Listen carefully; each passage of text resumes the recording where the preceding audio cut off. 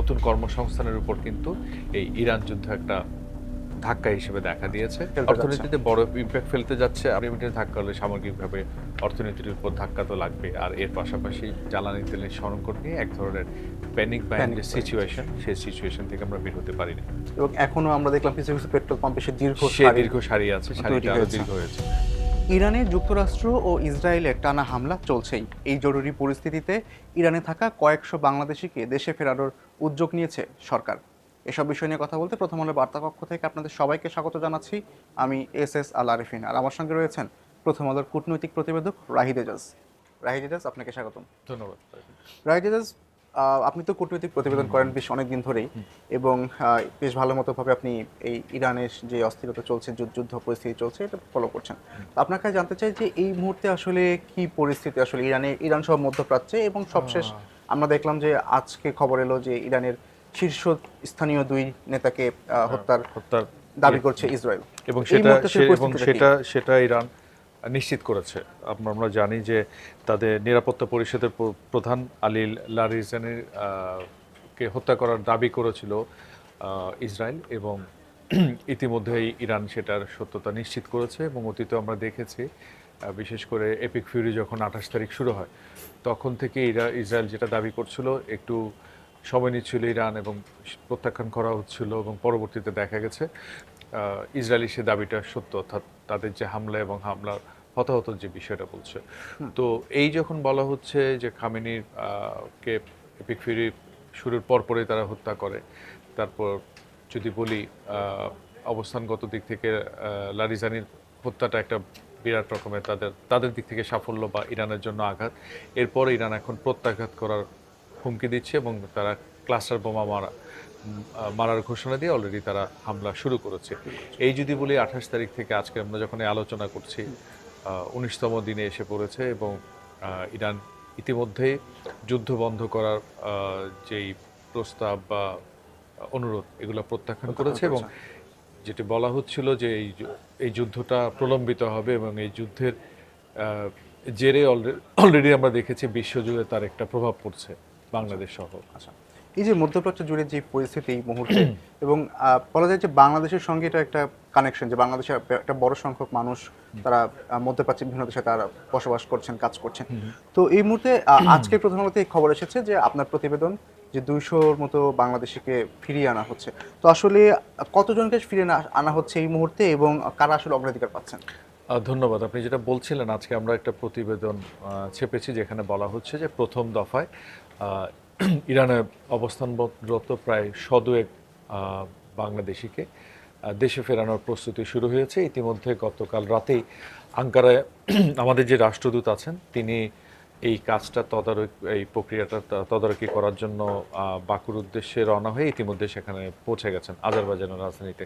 আমরা আপনি যে বলছেন ইরান থেকে কারা ফিরছে বা অগ্রাধিকার কাদের, ইরানে আমরা জানি যে মিশনে এই মুহূর্তে রাষ্ট্রদূত নেই, একজন ভারপ্রাপ্ত রাষ্ট্রদূত দিয়ে চালানো হচ্ছে।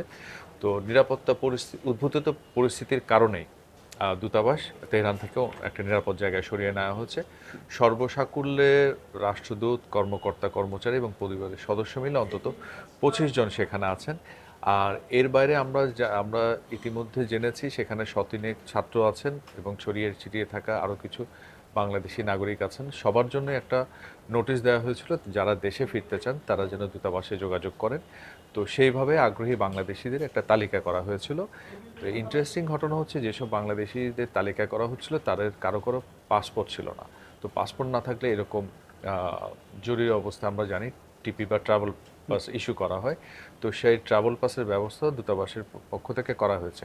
এখন স্বভাবতই প্রশ্ন উঠতে পারে, আপনি আমাকে প্রশ্ন করতেই পারেন যে কিভাবে ফিরবে বা প্রক্রিয়াটা কি হচ্ছে। আমরা যেহেতু বলছি আজারবাইজানের সহায়তায় বাংলাদেশের নাগরিকদের ফিরে আনা হবে। ইতিমধ্যেই আমি যদি ভুল না করি প্রথম সপ্তাহ নাগাদ আজারবাইজান তেহরানে তাদের মিশনটা বন্ধ করে দিয়েছে। তো সেক্ষেত্রে আজারবাইজানের সাথে ইরান থেকে সরাসরি যোগাযোগ করার সুযোগ ছিল না। আবার তুরস্কে যে বাংলাদেশ দূতাবাস আছে, সেটা কনকারেন্ট মিশন হিসেবে আজারবাইজানের সাথে বাংলাদেশের ডিপ্লোম্যাটিক রিলেশনশিপটা মেনটেন করে। তো একদিকে তুরস্কের বাংলাদেশ মিশন থেকে আজারবাইজানের পররাষ্ট্র মন্ত্রণালয়ে সমন্বয় করা হচ্ছে যে বাংলাদেশের এই সংখ্যক লোক আছে তারা সীমান্ত পেরিয়ে আসবেন, এবং এলে পরে বাকু থেকে যারা তারা ঢাকায় যাত্রা করতে পারেন। এর পাশাপাশি আমরা জানি দিল্লিতে আজারবাইজানের, বাংলাদেশে আজারবাইজানের কোনো মিশন নাই, দিল্লিতে একটা মিশন আছে। তো দিল্লিতে বাংলাদেশ হাই কমিশনের কাছে ইরান থেকে তালিকা পাঠানো হচ্ছে, আগ্রহী বাংলাদেশি যারা ফিরবেন সেই তালিকা অনুযায়ী তারা দিল্লির দূতাবাস থেকে অনারেবল ভিসার একটা প্রসেস শুরু করেছিলেন। যতদূর জেনেছি গতকাল রাত পর্যন্ত প্রায় 350 মানুষের দু দফায় আপনার অনারেবল ভিসা ক্লিয়ারেন্স হয়েছে। তার মধ্যে দূতাবাসের ভারপ্রাপ্ত রাষ্ট্রদূত, অন্যান্য কর্মকর্তা কর্মচারী, তাদের পরিবারের সদস্য, তারা সকলে আছেন। কিন্তু যেহেতু আমরা বলছি এটা প্রথম দফায় বাংলাদেশি ফিরবেন, তো সেজন্য প্রথম দফায় 200-র আশেপাশে যে বাংলাদেশি আছেন তাদের মধ্যে দূতাবাসের কোনো লোকজন বা পরিবারের সদস্য নেই। কারণ তারা যদি চলে আসেন, বাকি যারা থেকে যাবেন তাদের আনার একটা বিরাট জটিলতার মধ্যে পড়তে পারে। তো আপাতত প্রথম যে তালিকায় সেখানে মূলত সাধারণ যে নাগরিক যারা চিকিৎসা, পড়াশোনা, নানান কাজে সেখানে গেছেন, দেশে ফিরে আসতে চান, তাদেরকে ফিরিয়ে আনা হবে। প্ল্যানটা এরকম যে ইরান থেকে তাদেরকে সড়ক পথে বাসে করে আজারবাইজান সীমান্ত পর্যন্ত নেওয়া হবে। আজারবাইজান সীমান্তে পেরিয়ে যখন তারা আজারবাইজানে ঢুকবেন, এরপর বাংলাদেশ বিমানের একটা চার্টার্ড ফ্লাইট সেখানে যাচ্ছে। বিমানের সেই ফ্লাইটে আমি যতটা জেনেছি আগামীকাল 19 তারিখ কোনো এক সময় দেশের উদ্দেশ্যে রওনা করতে পারে। আচ্ছা, আপনি বলছিলেন যে যাদেরকে ফেরত আনা হচ্ছে তাদের মধ্যে অনেকের কাছে পাসপোর্ট নেই। তো আমার কাছে জানতে চাওয়া, যাদের কাছে পাসপোর্ট নেই তারা কি আসলে অবৈধ কিনা? না, অবৈধ না, কোনো কারণে অবৈধ অন্য কোনো কিনা সেটা প্রতিবন্ধকতা আছে অন্য কিনা? কোনো প্রতিবন্ধকতা হয়তো মেয়াদ ফুরিয়ে গেছে বা নানান জটিলতার কারণে হয়েছে। অবৈধ ঠিক পুরোপুরি তারা বলছেন না মিশন থেকে। যেহেতু এরকম একটা যুদ্ধ বিগ্রহের মধ্যে পরিস্থিতিতে তারা রয়েছেন, সেটি নানান কারণে হয়েছে। এখন মানে অন্য সময় আমরা বৈধ অবৈধটা যতটা চেক করি, সেটা আমিও খুব আগ্রহী নিয়ে সেটা চাইতে লোকগুলো এরকম যেখানে প্রতিনিয়ত ফিরতে পারবে। বেসামরিক লোকজনের জীবনটা ঝুঁকিতে আছে, তো তারা সেইটা আছে কি কিভাবে নেয় বৈধ অবৈধ সেটা না করে লোকগুলো যাতে ওই বা নাগরিকরা যাতে নিরাপদে দেশে ফিরে আসতে পারেন সেজন্য তারা তাদের টিপিটা ইস্যু করেছে। এবং সে তার ভিত্তিতেই আজারবাইজান বাংলাদেশের সেই নাগরিকদের অনারেবল ভিসার একটা ব্যবস্থা করে দিয়েছেন। এবং ধারণা করা যাচ্ছে যে আরও কিছু লোক হয়তো যুক্ত হতে পারেন, যেটা আমি আপনাকে বললাম 350। তো সেটাও যদি হয় আজারবাইজান সরকার তাদেরও ফেরার জন্য বন্দোবস্ত করে দেবে। আচ্ছা, ইরান থেকে না হয় তারা ফিরলেন, কিন্তু মধ্যপ্রাচ্যের বিভিন্ন দেশেও তো হামলা চলছে ইরানের পক্ষ থেকে। তো আসলে সেই সমস্ত হামলাতে বেশ কয়েকজন বাংলাদেশি মারাও গিয়েছেন ইতিমধ্যে। হ্যাঁ, আমি এই যদি মুহূর্তে কি সর্বশেষ পরিস্থিতি খবরটা বলি, সর্বশেষ একটা খবর আজকে সকালে দেখছিলাম আমাদের যদি ভুল না করি ময়মনসিংহের প্রতিনিধি সেটা করেছেন যে সৌদি আরবে ক্ষেপণাস্ত্র হামলায় একজন আহত হয়েছিলেন, তিনি আজ মারা গেছেন। এবং এ নিয়ে সৌদি আরবে 3 জন, সংযুক্ত আরব আমিরাতে 1 জন এবং বাহরাইনে 1 জন, সব মিলিয়ে সর্বসাকুল্যে 5 জন বাংলাদেশি ইতিমধ্যে মারা গেছেন। কারণ ইরানের সাথে ইসরায়েল এবং যুক্তরাষ্ট্রের যে যুদ্ধটা শুরু হয়েছে সেটি কিন্তু ইরানের ভূখণ্ডের মধ্যে সীমিত নয়, সেটি লেবাননে ছড়িয়ে পড়ছে। এবং লেবাননের পাশাপাশি আমরা যদি বলি যে বাংলাদেশের সবচেয়ে বেশি কর্মী যান মধ্যপ্রাচ্যের 6টা দেশে, সৌদি আরব, সংযুক্ত আরব আমিরাত, কাতার সহ সেই জায়গাগুলোতে সেটার হামলা যে হয়েছে এবং বাংলাদেশি 5 জনের করুণ মৃত্যুতে প্রমাণিত যে তার আজ সেখানে পড়েছে। তো এটি হচ্ছে নিরাপত্তার একটা জায়গা। এর পাশাপাশি যদি আমি বলি, আপনার নিশ্চয় মনে আছে যুদ্ধটা শুরু হওয়ার পর থেকে কিন্তু সবগুলো ফ্লাইট বাতিল হয়ে গেছে, অর্থাৎ বাংলাদেশি কর্মী যে 18 দিন ধরে মধ্যপ্রাচ্যে ফ্লাইট বন্ধ এবং যাচ্ছে না, যদিও সীমিত পরিসরে কোথাও কোথাও থেকে 2-1টা ফ্লাইট, একাধিক ফ্লাইট এসেছে। এখন সেই জায়গাতে একটা তো নিরাপত্তার বিষয়টা আছে, এর পাশাপাশি যদি বলি আমাদের অর্থনীতির চাকা সচল করে রাখার ক্ষেত্রে বিরাট ভূমিকা রেখে থাকে কিন্তু প্রবাসীদের রেমিট্যান্স।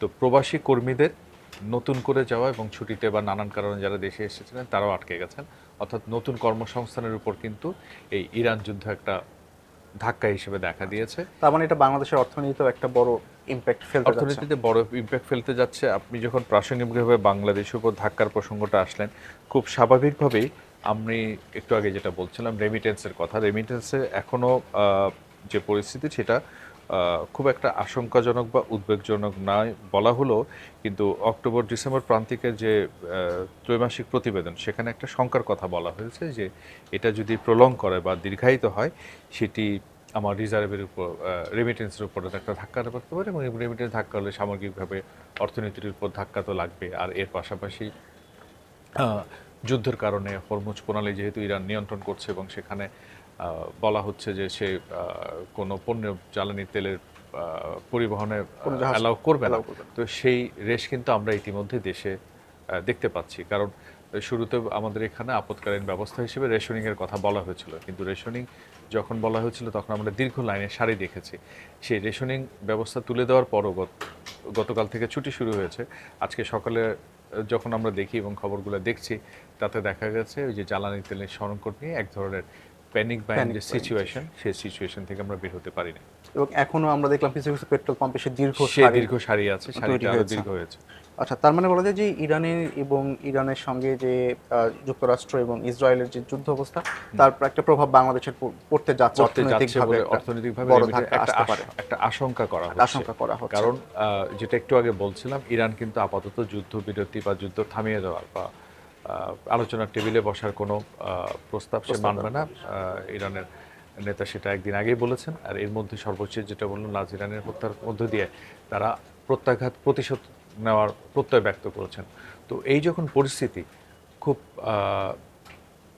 আশার কোনো চিহ্ন কিন্তু আমরা দেখছি না যে যুদ্ধ থামার ব্যাপারে। তো সেই জায়গায় বিশ্বের অন্যান্য দেশের মতো বাংলাদেশের জন্য এটা একটা অশনি সংকেত, যুদ্ধটা। আমি আপনার কাছে সবশেষ একটা বিষয় জানতে চাই, সেটি হচ্ছে যে যেহেতু শুধু ইরান বাদ দিয়ে দুবাই, কাতারেও অনেক বাংলাদেশি মারা গেছেন এই যুদ্ধের কারণে ক্ষেপণাস্ত্র হামলায়, তো সেই দেশগুলো থেকে বা সেই দেশে আমাদের যে মিশন রয়েছে, এমবাসি রয়েছে, তারা আসলে কি বলছে?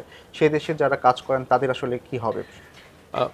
যারা কাজ করেন আপাতত তারা তেমন কোনো ঝুঁকি দেখছেন না। যেমন যেই আপনার করুণ মৃত্যুগুলো হয়েছে, এখানে মৃত্যুর উপর তো কারো কোনো হাত হয় না, ক্ষেপণাস্ত্র হামলাতেই মারা গেছে। তো তারা আপাতত যেটা বলছেন, আমি কাতারের কথা বলেছিলাম, বাহরাইনের কথা বলেছি, দুবাইয়ের সিচুয়েশন অন্যরকম।